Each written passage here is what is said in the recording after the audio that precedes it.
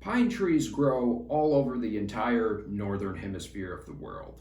When people say pine, generally they're referring to all trees that have needles instead of leaves. But in reality, there are 115 species of pine. Most of our houses are made out of it. But is it a good wood floor? In the USA, we see mostly yellow pine, hard pine, Douglas fir, and the occasional white pine used as flooring. And most people can't tell them apart, so for the sake of this video, we're just going to lump them all together. In the Midwest where we operate, we see the most pine used in houses built before World War II. It often acts as both the finished hardwood surface and the subfloor. That means that it's nailed directly to the joists underneath. Now, that may sound kind of dangerous, but it's not. I can guarantee you 3/4 inches thick of flooring is enough to hold up the weight of you and whatever else you have in your house. 1, durability.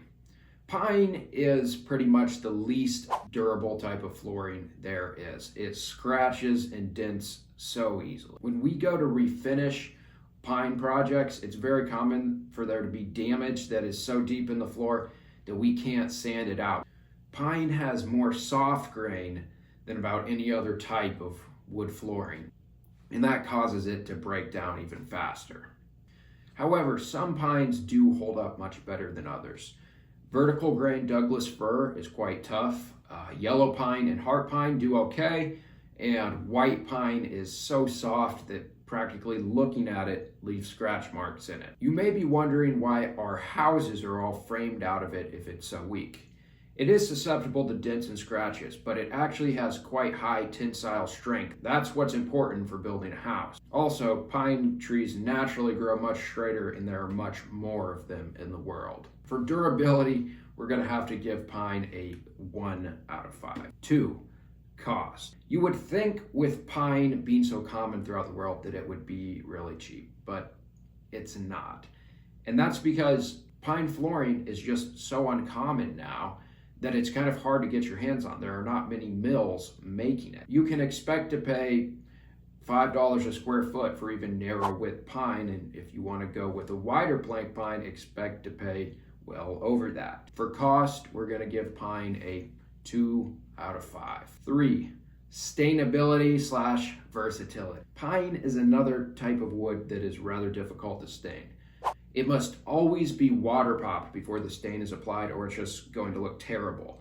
But even if you've water popped it and the craftsmanship is superb, it oftentimes still takes on a blotchy appearance. It's just the nature of the wood, and nothing can be done about this. Pine floors have a very rustic look to them in both natural form and in stained form. If you love the cabin-like rustic feel, pine may really catch your eye. We generally recommend that you don't stain your pine because of 2 reasons. 1, it scratches so easily that oftentimes you're going to expose raw wood with the scratch, and it's going to be really prominent. 2, the blotchy appearance can be a turnoff to some people. For stainability, versatility, we'll give pine a 3 out of 5. 4, movement / volatility. This is one spot where pine actually does shine. It's very possible to have a severe flood on a pine floor and for the damage to not be that severe. It may still slightly cut, but generally it's going to dry back down pretty well, and a simple refinish can fix your problem. This is because pine simply does not expand and contract nearly as much as other hardwoods when exposed to moisture. Pine is pretty much the only type of flooring that you can go with a wide plank in solid without having to worry. For movement / volatility, we'll give pine a 5 out of 5. That brings us to an average of 2.75 out of 5.